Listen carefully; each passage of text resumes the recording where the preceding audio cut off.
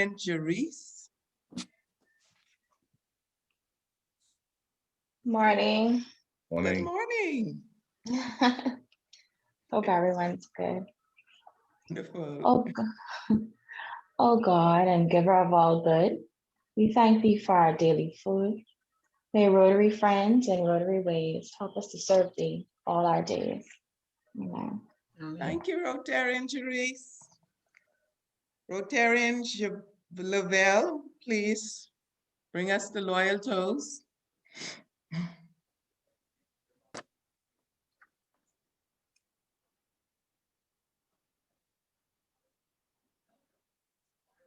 Obviously, he's not online. Rotarian Marsha. Oh, he's here? No, he's not here yet. He's not. Okay, all right. Rotarian Marsha, would you do us the honors, please? I wonder if she can hear me. Marsha.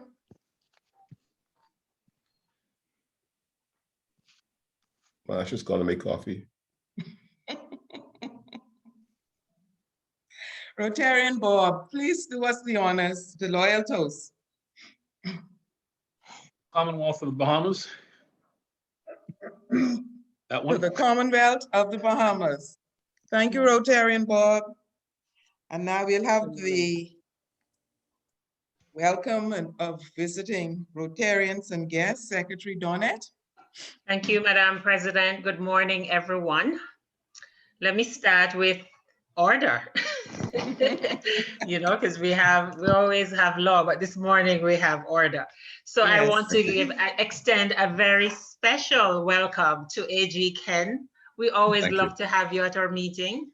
I know you're here on special duties this morning, but please do come anytime. Thank you very much. Welcome.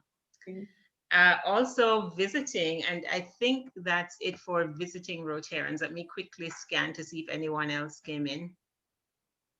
If you're a visiting Rotarian, say, hey, I want to make sure we don't miss you. But if you're here. Good morning, everybody. Good morning, Rotarian Amanda. Can you say which club? Is it? Yes, good morning. I'm from St. Martin, Sunrise.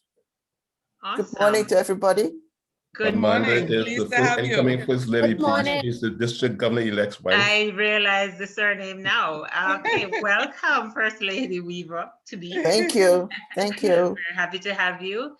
And we always have President Elisa visiting. And this morning, we're so happy you've graced us with your presence. All right, any other Rotarian? Okay, so I'll move on to our visitors. And I think this morning will be the last time that Yvonne is a visitor, because she's actually a prospective member and actually an approved member of the club who will be installed this morning. So we say welcome, Yvonne.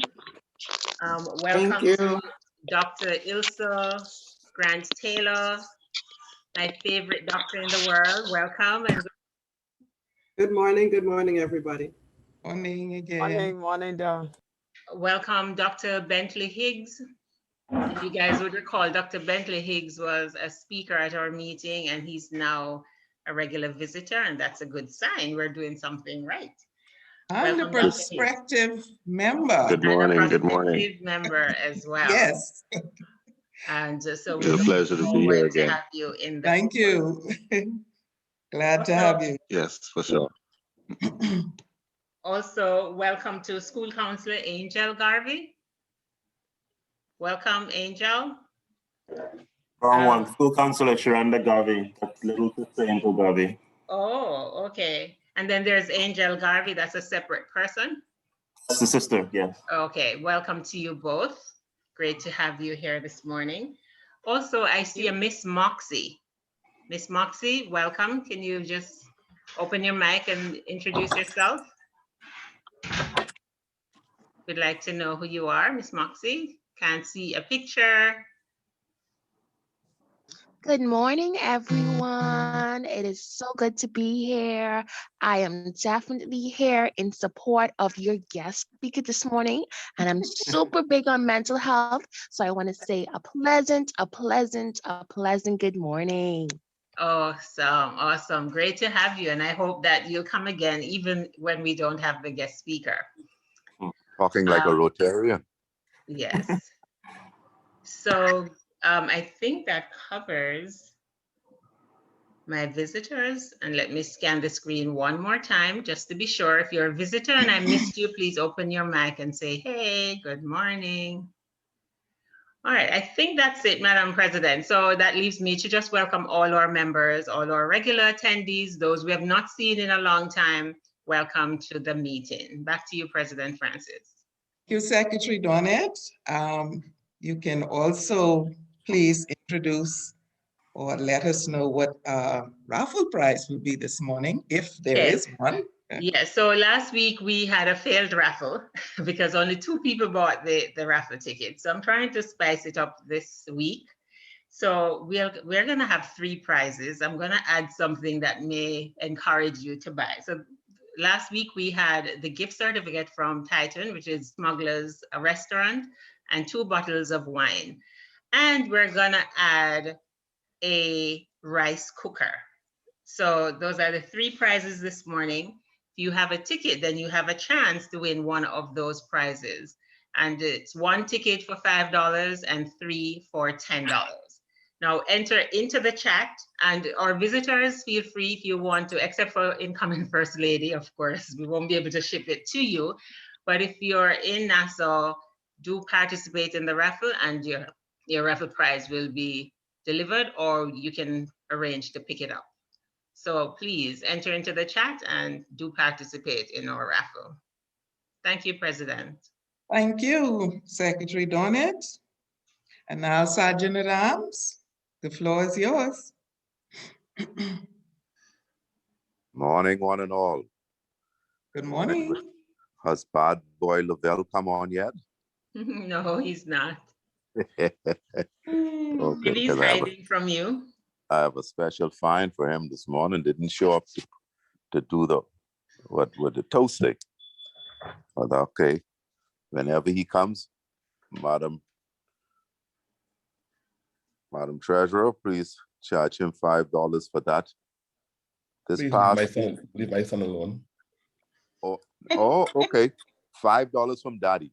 Daddy could pay 5, and the son could pay. I know you turned that big number this week. That's good, man. That's good. I'm sure you're going to put in something special for that. So I don't need to tax you, because I know you would do what is right.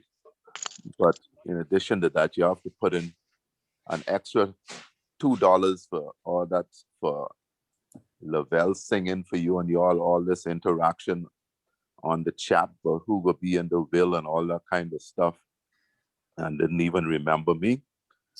Oh boy, reminds me of this fella who was making up his will, and so he told his wife, he say, "Honey, I'm dying now. Just give the house to Johnny." So she said, "But Johnny doesn't need the house. Johnny only has 1 child. The house is too big for Johnny."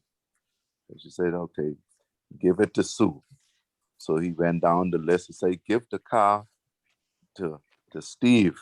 So his wife said, "Good, but Steve doesn't need a car. He has 3 already." Say, "Okay, give it to Jack." And everything he said, she was objecting to it. And so at one point, he said, "Martha, who is dying? You or me?" Anyway, Ken Strawn, good to have you with us. Now, who else I supposed to find? I think we should all put in, everybody should put in happy $2 and happy $3 in Thanksgiving for the birthday of PDG Felix. What you think about that, Madam President?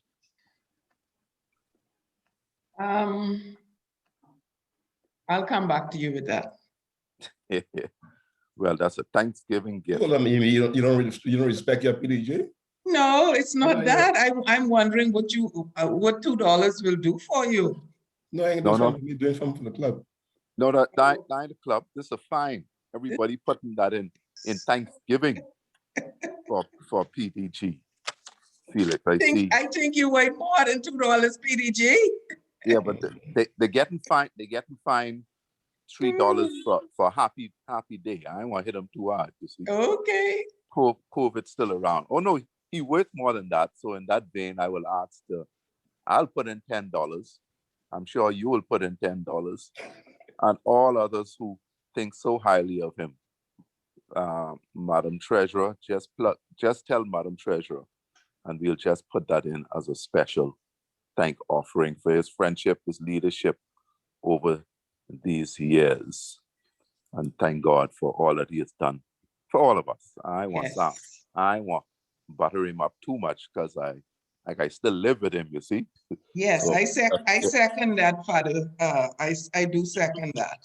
If I and of course the fellow who say he on the will, I have to charge him a little more, an extra $5 for that. Okay, so everybody is happy today, and so everybody is going to put in the happy $2, etc. Well, so y'all have a good day. God bless you all, and we listen to mental health in a little while. Thank you, Sergeant. Okay. Now we'll have PP Diana with the birthdays and anniversaries. A very pleasant good morning to one and all.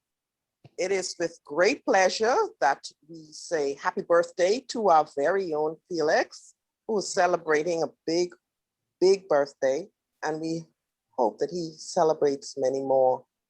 Additionally, we have our very own Danny, who is celebrating her birthday this week as well. Happy birthday to you, Danny. We love you. Continue to live, laugh, and enjoy life. And last but not least, we have our very own Patrick, who's celebrating his birthday as well. And so we say happy birthday to you, Patrick, and may you live to enjoy many, many more. Thank you so much. Happy birthday to all of you. Now we'll have our announcements. Hello, good morning, everyone. So everyone would have seen an email from me regarding this week's Saturday. This week's Saturday, we have our annual blood drive coming up. So the Rotaractors are really excited and really working hard. And I know it's been a very long COVID-stressed year, but I'm pleading we need assistance. We need volunteers. We're going to have the Rotaractors out there. We're going to have Old Fort out there. And I don't want us to be shown up. So I need persons to respond and let me know what time can you come. We're only asking for an hour. It's from 9 to 4. So let me know what time you can pop out there and help. Every hand helps. Secondly, we also circulated a flyer about a toy drive to support the Hands for Hunger pantry. So if it means that I have to come to your house to get some canned goods, let me know. We just need to show support and collect canned goods. So please send me a private message and let me know how you're willing to help. Thank you. Thank you too. Other announcements?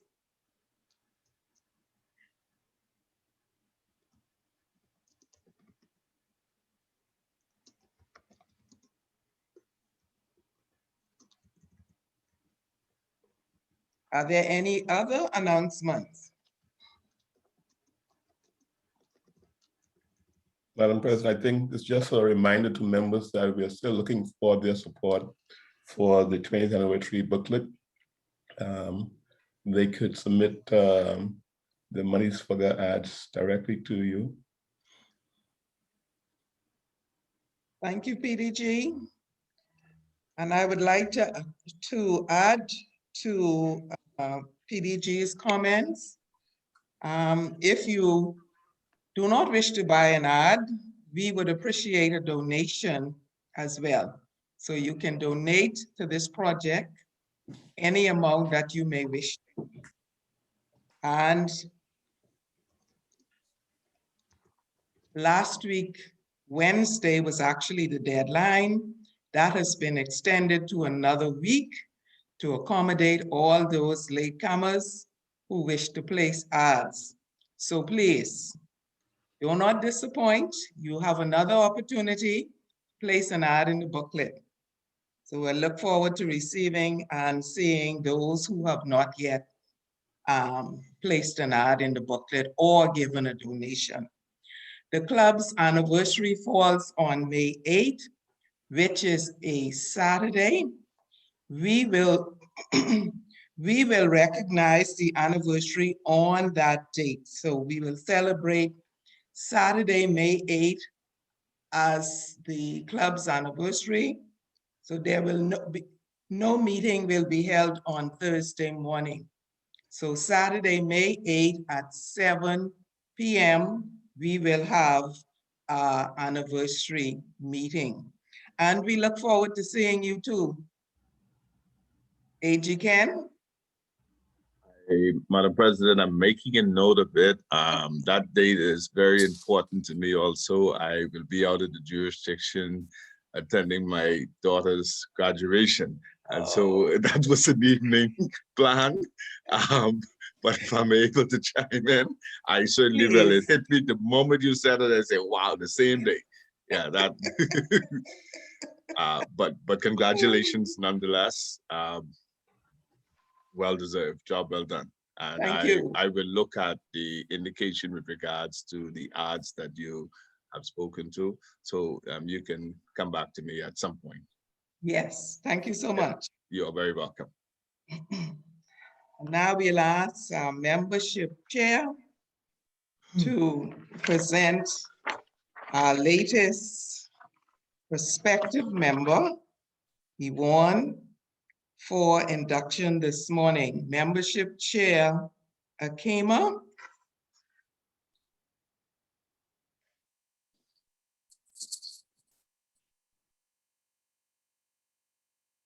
Is Akema on this morning?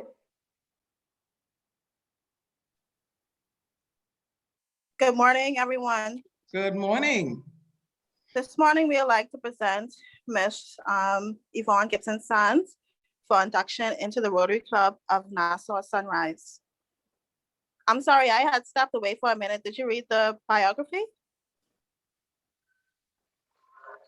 AG Ken? We haven't as yet, but if you wish, Akima, you can go ahead and I can continue from that. I do have it, but if you wish, I will yield to you. Okay. Ms. Gibson Sands was born in New Providence on Canvas Street off Montreal Avenue at the birthplace of a grandmother, a Valley girl. She's the second child of the late Eric and Gerlene Gibson. She graduated from Bahamas Academy. She later received her bachelor's degree from Augustana College in Rock, Illinois. She holds a diploma in court reporting, where she read law for 2.5 years. Presently, she voluntarily moderated a financial class at the American College. She is now a sales manager at Kalina Centerville branch on Collins Avenue. She's a member of Faith Ministries, Bahamas Faith Ministries on Carmichael Road.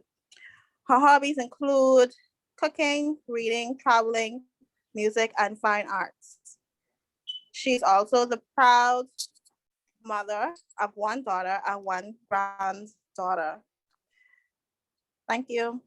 Thank you, Akima, and let me first congratulate you on inviting Ms. Gibson into the membership of Rotary Club of Nassau Sunrise. Ms. Gibson, good morning, and it's certainly a pleasure to see you this morning. You're free to unmute your mic.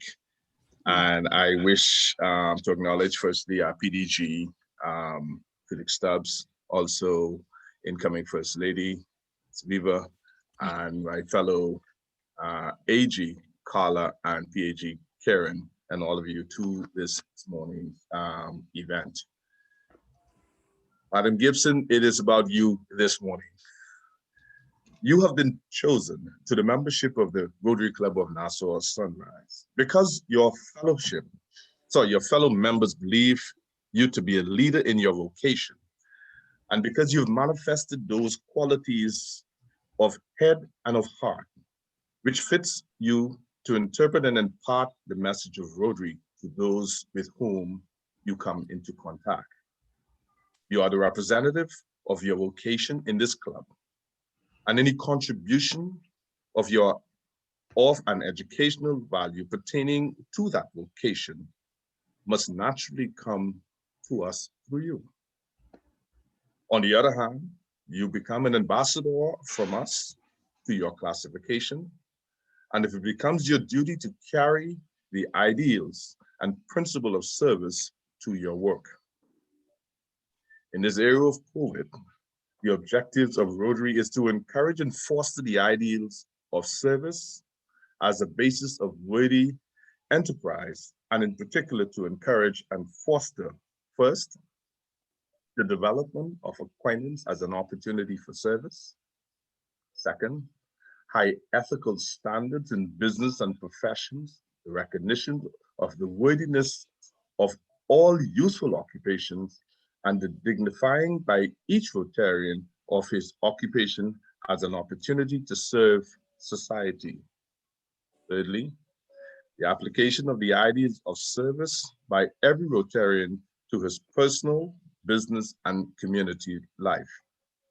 Fourth, the advancement of international understanding, goodwill, and peace through a world fellowship of business and professional persons united in the ideals of service. I charge you to judge yourself by the Rotary four-way test of the things you think, say, or do. First, is it the truth? Second, is it fair to all concerned? Third, will it build goodwill and better friendship? Fourth, will it be beneficial to all concerned? And we have added, will it be fun? The community will know and judge Rotary through your embodiment of it in character and service. And we accept you as a member because we believe our principles and organization to be safe in your keeping. That's a tall order. We also expect much from you in help and inspiration, which will enable us to be better Rotarians. And with this hope, we most heartedly offer you Rotary Fellowship. You being the number 64th or the fifth person to have been inducted into this club during this Rotary year. You've allowed us an opportunity to increase the membership to 64 with one honoree, making it 65.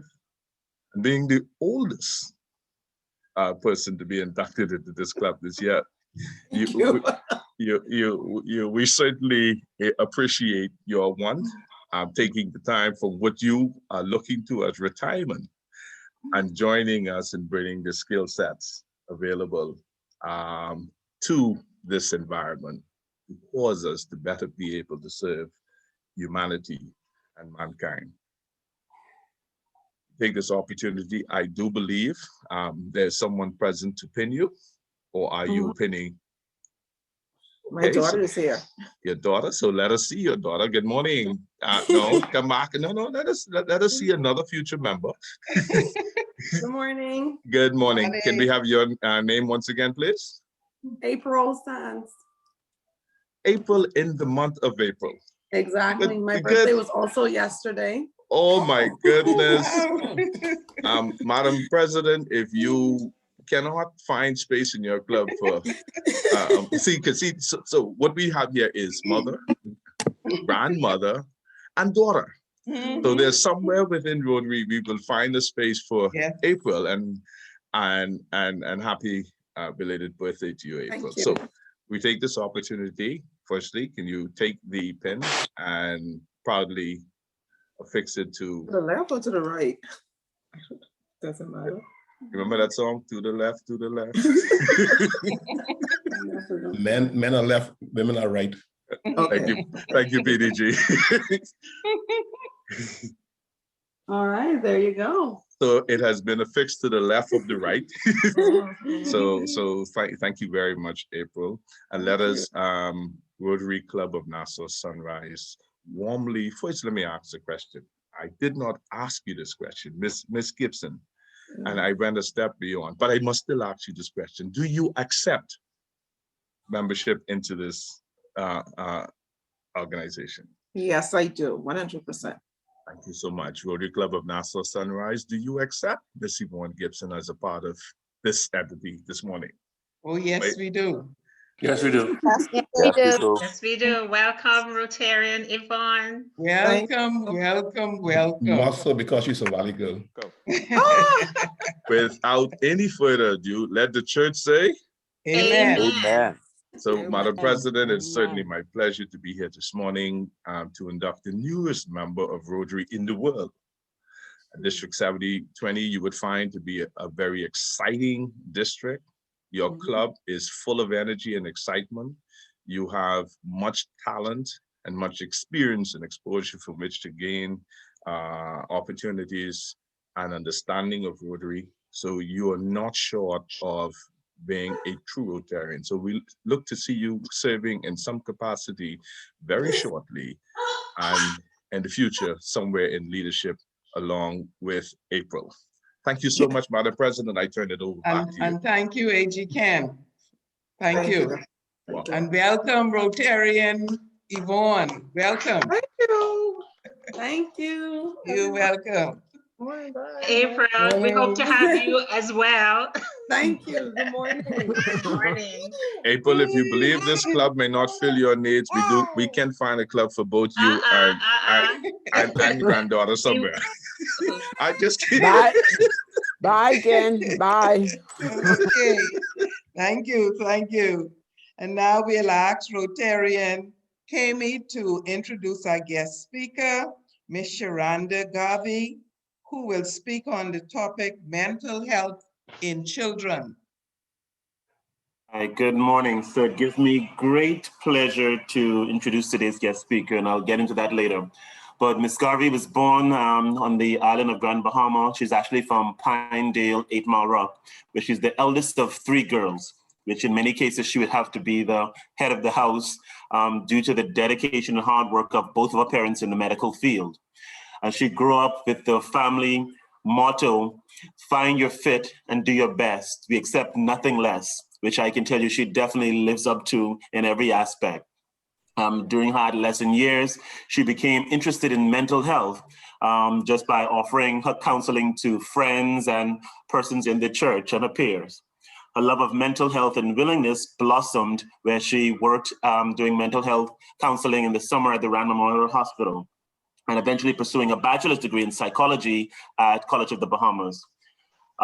There's much more and much I can say on this, but I'll save that for the vote of thanks at the end. But with that being said, I'll turn it over to Ms. Garvey to start our presentation. Thank you, Mr. Jones, for that wonderful introduction. I would need permission to share the screen. Sure. Thank you.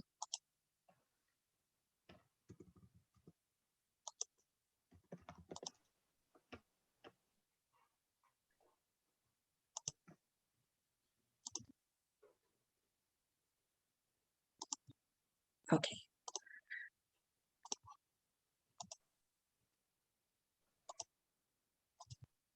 Okay, so good morning, everyone. Children's mental health matters too. A person is a person, no matter how small.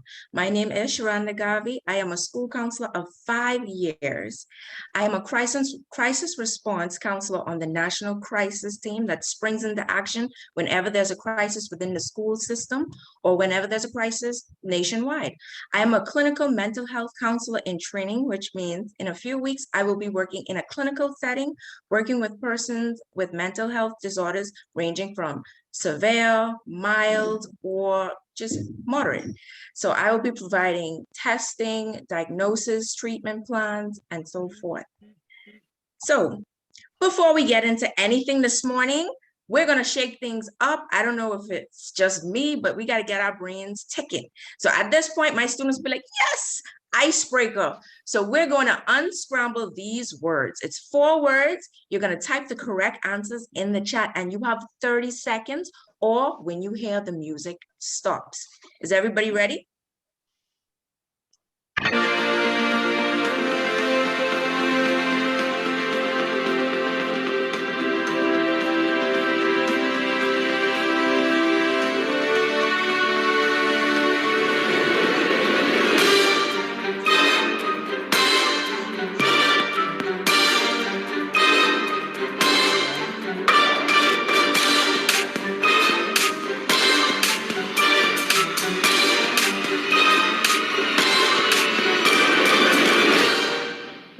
Okay, so the 30 seconds is up.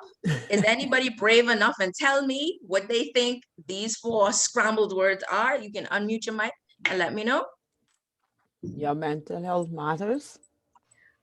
Close. Excellent, excellent, excellent. You got it like right on the head.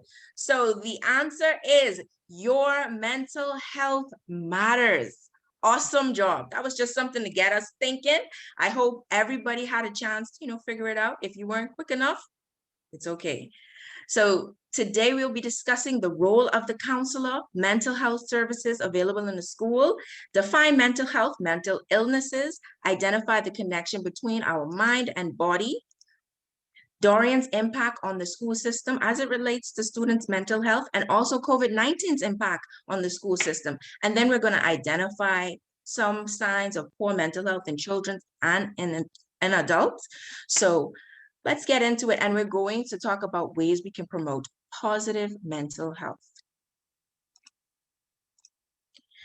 So the role of the school counselor. The school counselors are certified licensed mental health professionals that work in the educational system. We improve student success for all students by implementing a comprehensive school counseling program.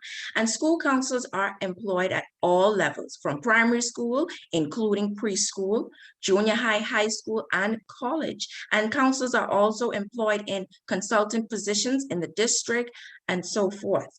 School counselors help students apply academic achievement, strategies, manage emotions, apply interpersonal skills, and plan for post-secondary options. And that can look like trade school, college, or the workplace.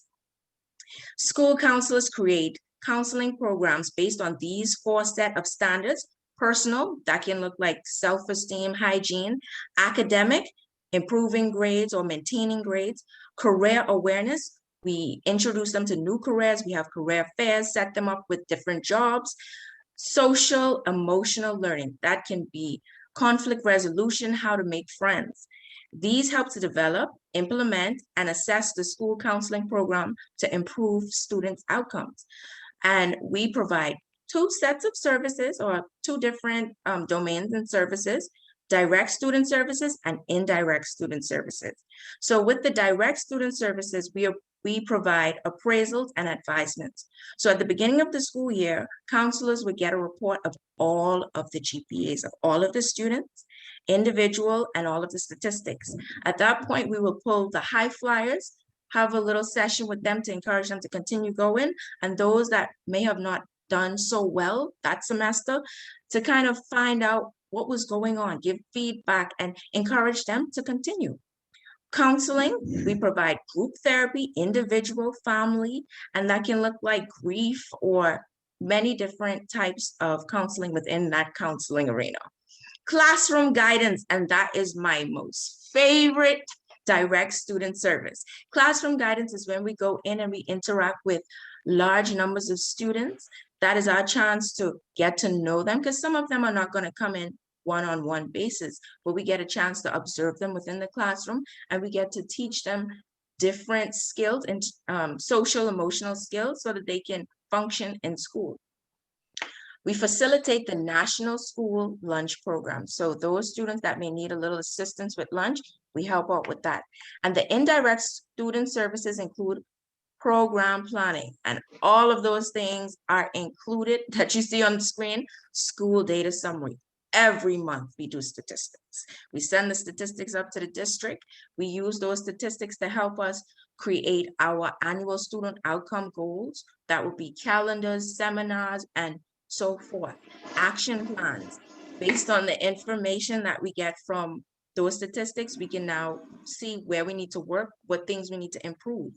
Annual administrative staff conferences. So at the beginning of every semester, we meet with the principal, the staff, and we remind them of our role, our services, and we even give them little nuggets of wisdom on how to speak to children so that they listen.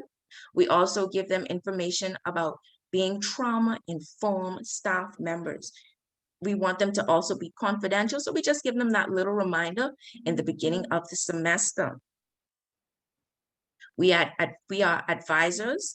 We speak with teachers, principals, and give them information on how to deal with certain students.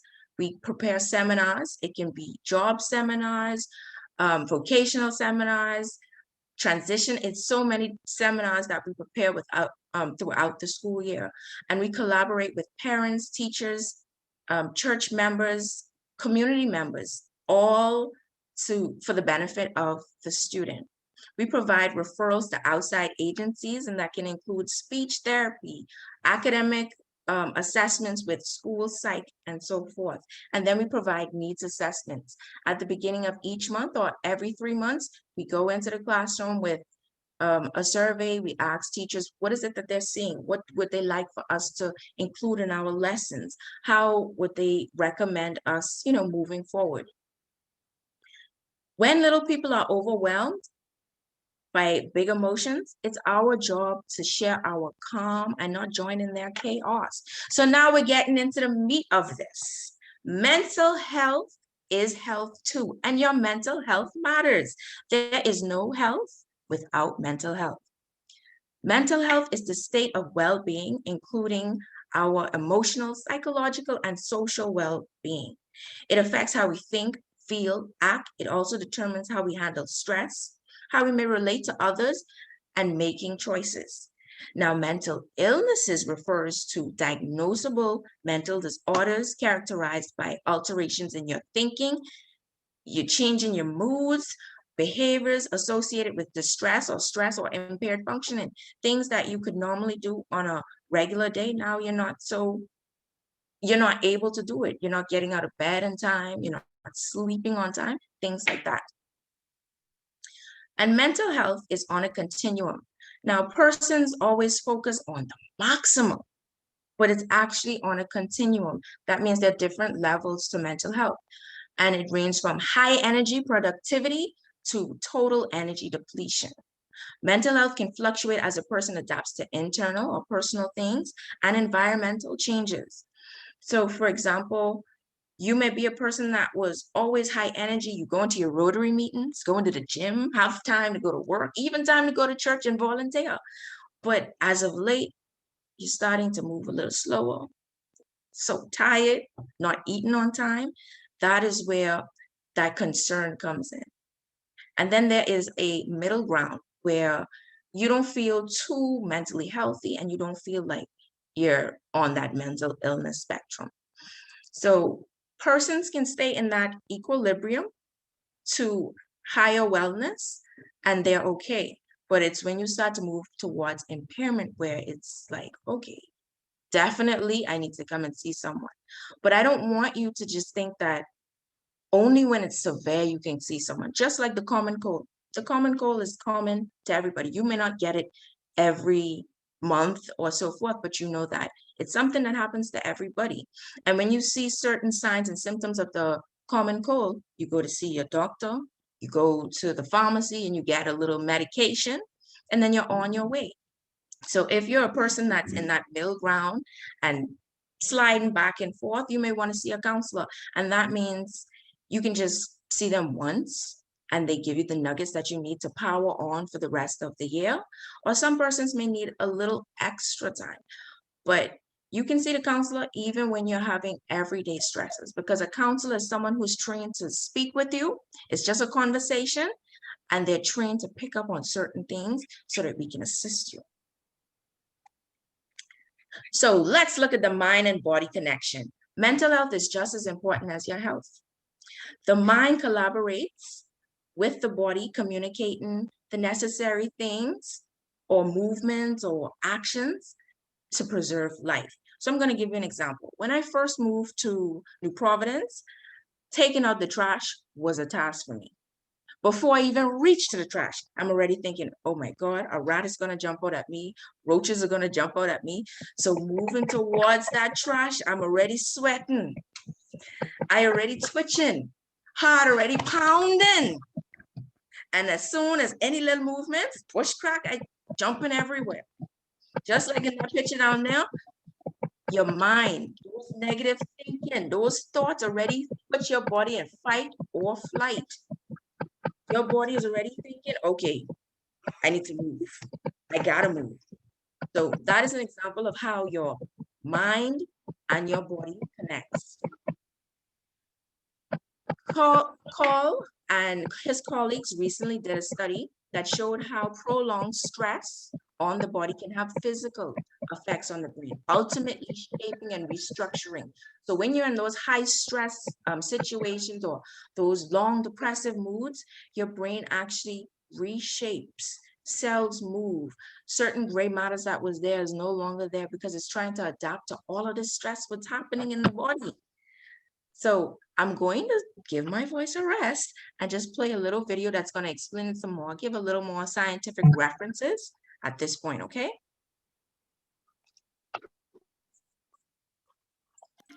Cramming for a test? Trying to get more done than you have time to do? Stress is a feeling we all experience when we are challenged or overwhelmed. But more than just an emotion, stress is a hardwired physical response that travels throughout your entire body.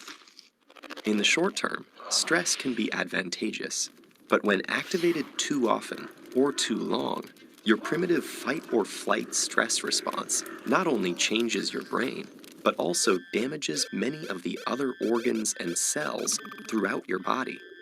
Your adrenal gland releases the stress hormones cortisol, epinephrine, also known as adrenaline, and norepinephrine. As these hormones travel through your bloodstream, they easily reach your blood vessels and heart. Adrenaline causes your heart to beat faster and raises your blood pressure, over time causing hypertension. Cortisol can also cause the endothelium, or inner lining of blood vessels, to not function normally. Scientists now know that this is an early step in triggering the process of atherosclerosis, or cholesterol plaque buildup in your arteries. Together, these changes increase your chances of a heart attack or stroke.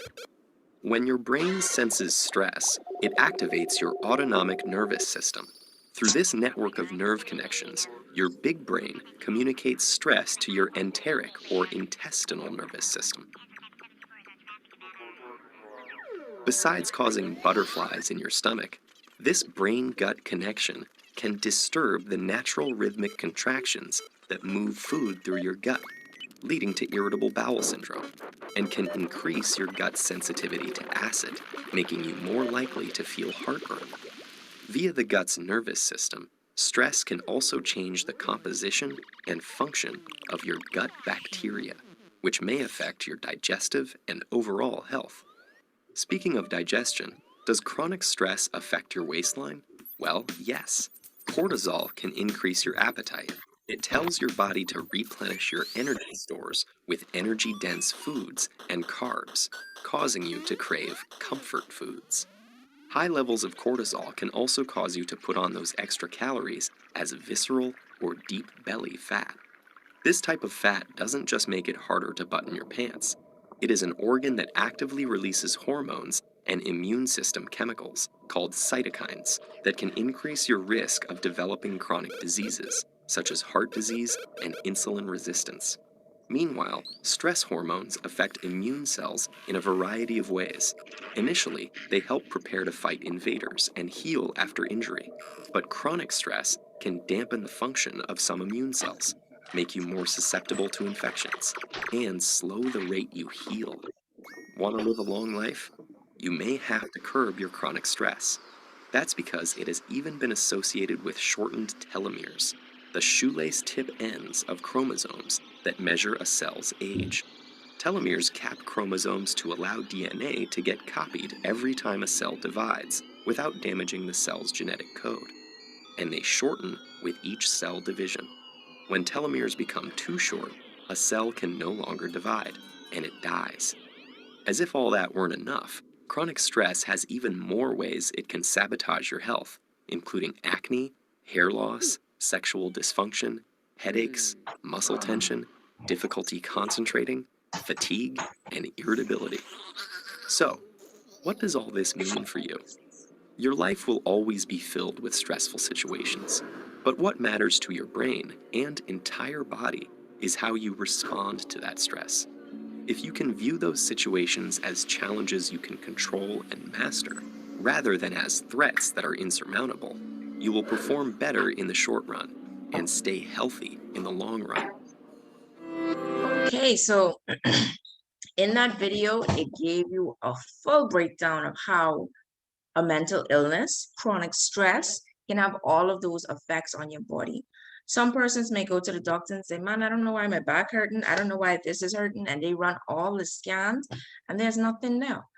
But it's a pill. It's something that's going on in the psyche. It's something that's happening with their mind that is causing their body to react in that way. So let's get into the counselor's observation. I spoke with a number of counselors in different areas, high school, junior high, and in primary school, to get their feedback as to what is happening and what they're seeing in their school system. Monday stress, Tuesday stress, Wednesday stress, Thursday stress, Friday stress, Saturday stress. Even Sunday, my only rest day. Stress. As a child, I would sing this song to the top of my lungs with so much feeling and so much power. And then my guardian would tell me, you don't know nothing about stress. Stress your schoolwork, stress your books. You ain't know nothing about nothing. And they invalidated my feelings, dismissed me, and ignored what I was saying. There are so many students and children in the Bahamas are being ignored. Their feelings are being invalidated. They say, man, mommy, I feel a little depressed. You don't know nothing but depressed. You ain't got nothing to go about and feeling depressed. And they just dismiss students. So prior to the pandemic, why am I stuttering? Prior to the pandemic and natural disaster, lack of parental involvement was seen. And this is the biggest one in the school system. And I think a lot of issues stem from this very one, lack of involvement of the parents. Self-esteem issues, behavioral issues, bullying, and sexual misconduct. And yes, when I talk about sexual misconduct, students wanting to try things with their friends, exposing themselves, and doing things that, students really shouldn't be doing. Low academic achievement, lack of motivation. They come to school and they don't care. The teachers, the counselors, the principals, we can motivate them as much as we want, but because of that lack of parental involvement, when they go home, it's not reinforced. So post-natural disaster, I had an opportunity to work in one of the impacted islands, and I saw that students and staff members in the school system and community, they were experiencing a lot of anxiety. How are we going to get this back? What is happening here? How's my family member? They had so much worrying going on. And then we found a lot of the students were numb.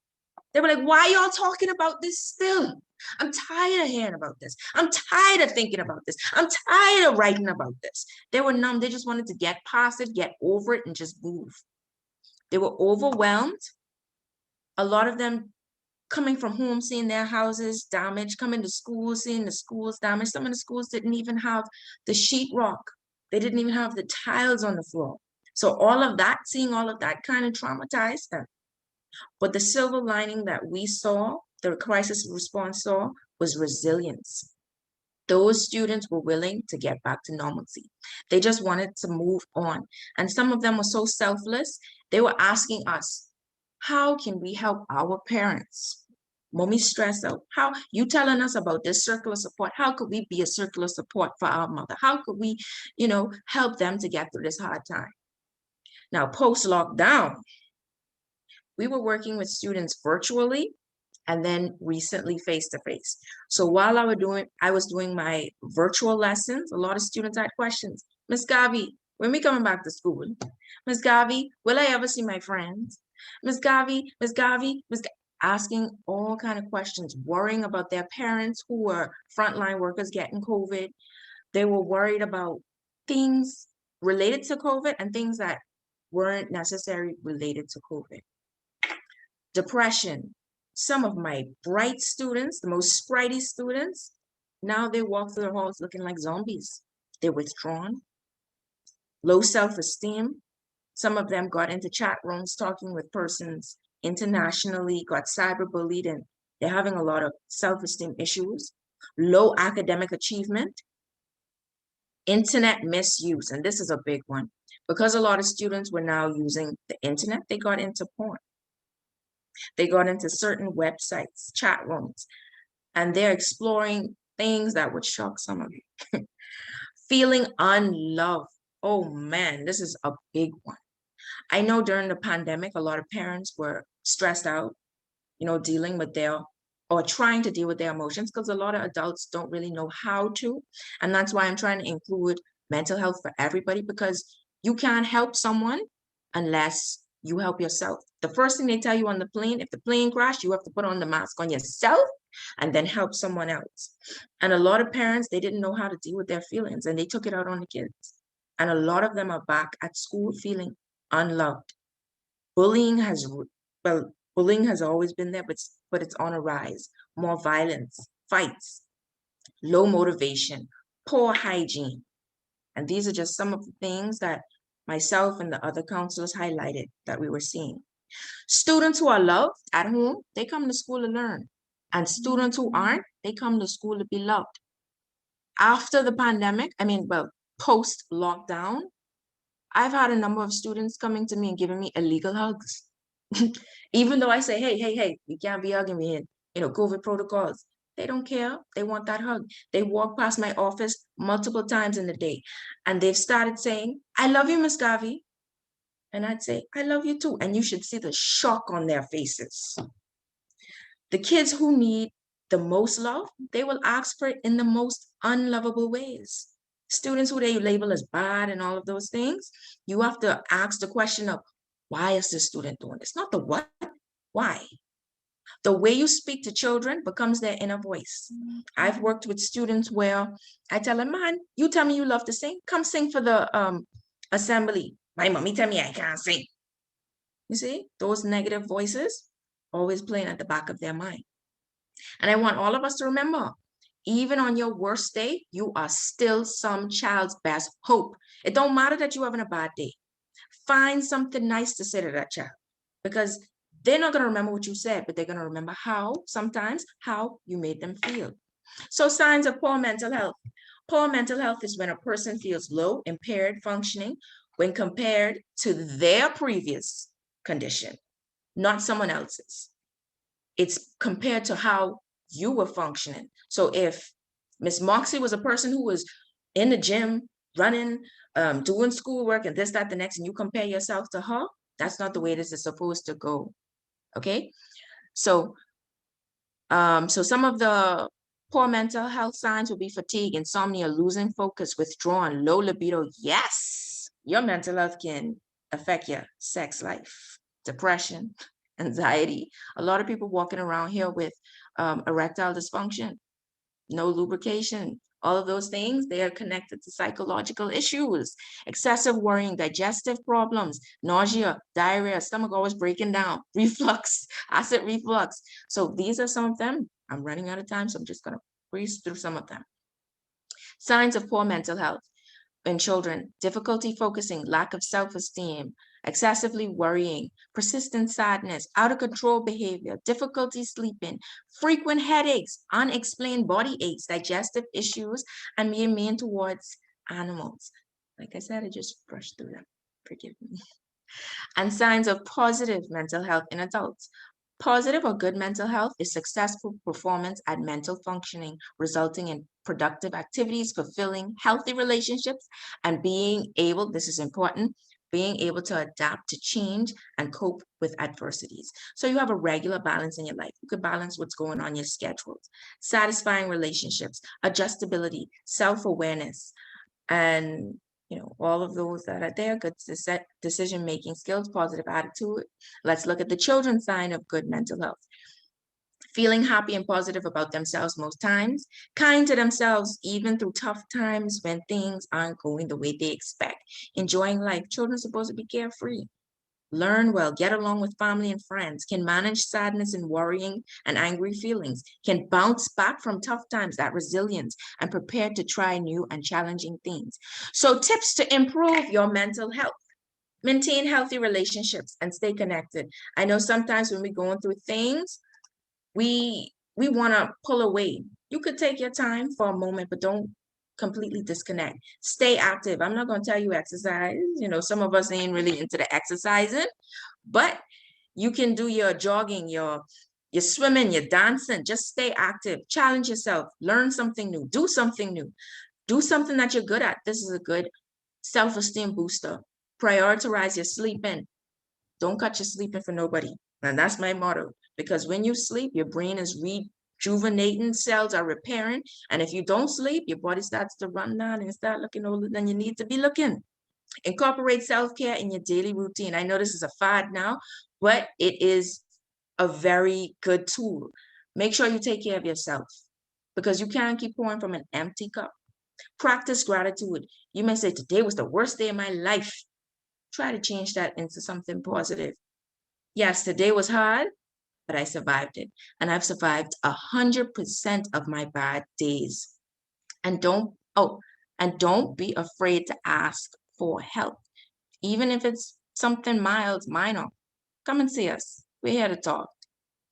And I'm just going to show you all. Oop. Okay. Where did it go? Oh no.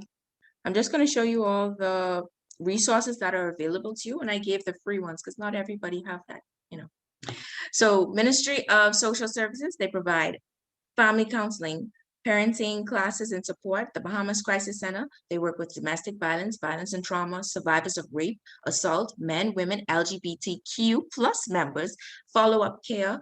The mental health psychosocial services is spearheaded by the Bahamas Psychological Association. They help with usual normal adjustment issues, overwhelming thoughts, excessive emotions, and the Community Counseling Assessment Center, CCAC, they help with counseling, assessments, and necessary referrals. So remember, it's easier to build strong children than to repair broken men. Let's sit with that for a second. So as I close, you are invited to our Mental Health Month in May. We have a whole lot of things that is going to be happening in May. You can take a photo of it so that you can keep it. We'll be sharing it on Facebook. And that is the end of my presentation. Stay positive, stay healthy, and don't be afraid to ask for help. Thank you. Thank you too. Excellent presentation. Thank you. Questions?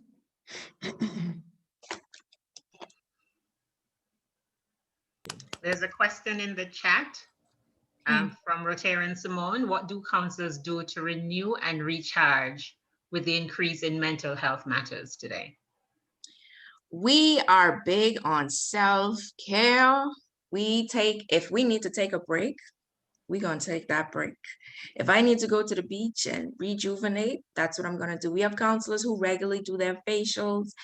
They do their, massages. You have to budget that in.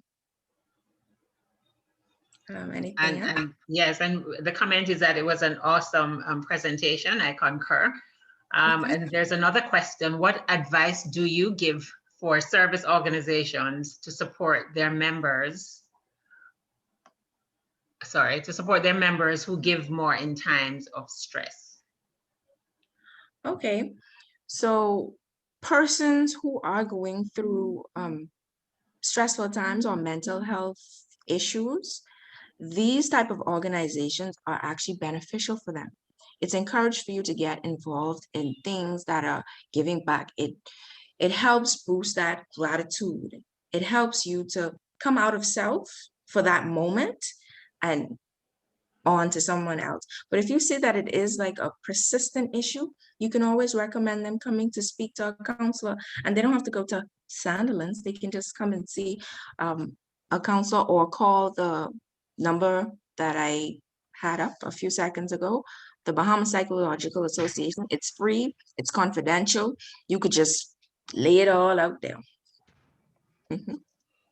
Okay, great. I also want to ask, I've read this book called You Must Talk to Someone, and it's really for counselors to also speak with counseling.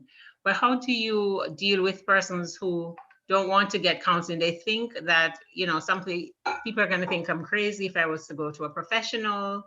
And I've worked with children who have been molested, and when you offer them counseling, they refuse it. They think, you know, people are going to think I'm crazy. Do I have to go through that trauma, talk about it with the person? And they refuse to go to counseling. How do you deal with that? Because I'm sure you would have seen that in the schools as a guidance counselor. Yes, we have. Definitely, rapport is important. That therapeutic alliance is important. And that's why for us in the school system, we go into the classrooms. Children don't necessarily want to talk to someone they don't know. I've had students who were in humongous problems in their heads, and they wouldn't talk to the principal or anybody else, and they mean it. I want to talk to my counselor. She's my advocate. They don't want to talk to anybody else. So it's really important for that relationship. So if it's someone like a niece or nephew, it would be easier if you have a relationship and that trust with them to get them to want to seek that help. And you can also go along with them just to get them started in the counseling process. Thank you for that. Any other questions? Just to ask permission for an extension of 5 minutes to wrap up this meeting. All in favor, say yay. Yay. And back to the president. I don't see any other questions. Yes, Okay. yes, I have a. Oh, I have you have a question? I have one question. Yes, Dr. Go Higgs. ahead, please. With the, I guess, the plethora of counselors that may be out there, and specifically to the Bahamas, it being such a small place, what for someone looking for a counselor, what characteristics should one look for to find a good counselor, a trustworthy counselor, one that may not, I mean, I know training and may put you in a situation where you're legally binded not to share information, but we're so small that sometimes you just buck into someone and you're not sure if your information might be spread, so you might, that person needing counseling might not go for the counseling that they need because they're apprehensive that, you know, that their information might be spread. What kind of signs or what kind of attributes should one look for in looking for a good counselor? Okay, thank you for that question. Definitely you want to look at the person's training, because we do have a lot of persons posing to be psychologists and they are really not. They may be counsel in the church or in a youth group, but they don't have any formal training. A counselor or a psychologist who's in the field of professional, they will always give you their credentials. That's the first thing. You're going to want to see the credentials from a reputable college or university. That's the first thing. Secondly, I know when I went to test out the counseling field undercover to see who is who, there is a psychologist or a therapist, Dr. E. She tells you at the beginning of a session, and all counselors should give you this informed warning, where they tell you about confidentiality, the only times that we may need to break confidentiality, which would be in cases of abuse, suicide, and that's only because we need to get outside help. But they would start off letting you know about confidentiality. And with that confidentiality, The council may tell you, I may see you out in public and I'm not going to hail you, because then people are going to say, well, how you know so-and-so? And then it gets that whole thing. So for me, I don't hail my parents outside of, I wait for them to hail me. And then I'd say, oh, hey, how are you? So you would look at that the credentials and just the way that they speak to you. And you could also look for recommendations from a reputable medical facility, like the family medicine with Dr. Adderley, Dr. What's her name? Dr. E. She has a practice on coming off of, what's that, JFK in Stapleton somewhere, that area. But you can see a registry. I know the Bahamas Psychological Association is working on that, where they can have persons and their credentials there so that we could standardize the mental health field. That's one of the things we're working on. All right, thank you very much. You're welcome. Thank you. And now we'll invite Rotarian Kami back to bring the vote of thanks. So I guess based on the many questions you got, that should tell you already that members were very, very pleased with the presentation you gave. It was very, very comprehensive, very detailed, and I think it answered all of our questions. And for members in the club, if you see me beaming with pride, it's yes, it is my little cousin. So it's part of so just putting that out there, honestly. But all in all, thank you so much for taking the time and waking up this morning to speak to us. I think it was an awesome job. So thank you very much. Yes, yes, I do agree. An awesome job. Thank you. Now, and she would make a great Rotarian. Oh, yes, she will. Let's I haven't not forget tried. that. Thank you, Donette. A great Rotarian. Okay, so now we'll have the raffle by Secretary Donette, please. All right, so I know you guys get excited when we are doing the raffle. And this morning you have 3 chances. Hey, so hope you're feeling lucky. And if you're feeling lucky, the first one we're drawing is the gift certificate for Smugglers, and it's worth $25. So let's go. And the $25 go to Father P. Oh, Dino. Dino. Oh my God, Dino. I swear you're causing and my raffle. Dino. I'm going Dino, to congratulations. Yeah, so we remove Dino because we don't want Dino winning all 3. And we're gonna now get the wine to go with that. No, you can't get the wine, just one chance. So you have your gift certificate for $25. Make sure you take someone to lunch because you have to add something to that though. And the next one is 2 bottles of red wine. We just came off Lent and some of us gave up alcohol except for those who add alcohol to Father P's sorrel. You have 2 bottles of wine and you get to choose whether you want 2 red, 2 white, or a combination. So let's see who's going to be drinking some wine. And the winner is... No, Cherise. Me. Donette. All right, I have plenty of wine, but we'll have some Rotary celebration at some point and we'll be them.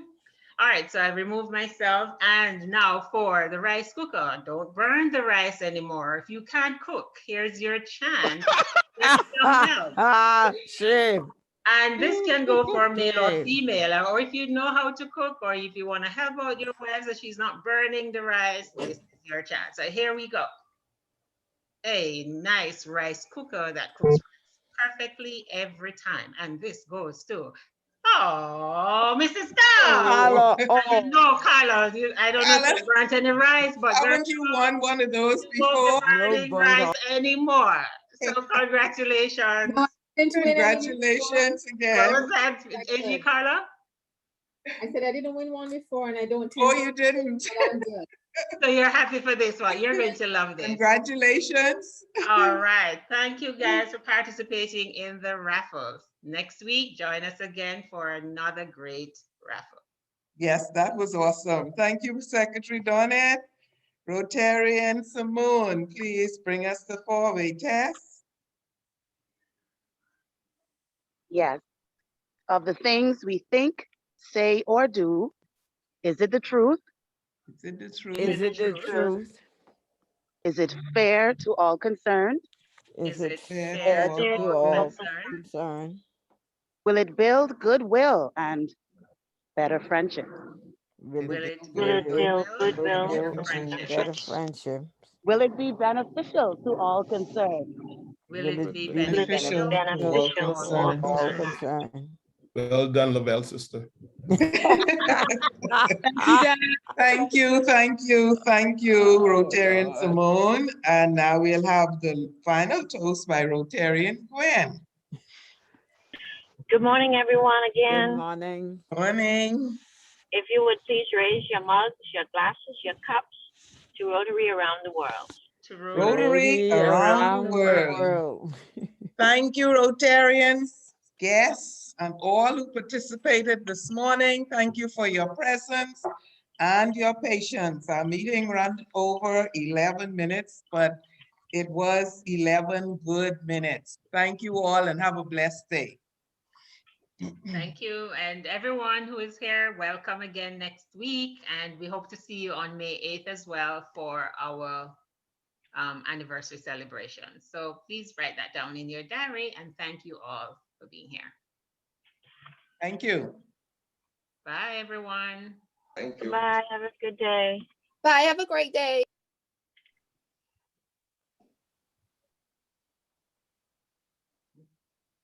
Have a good day.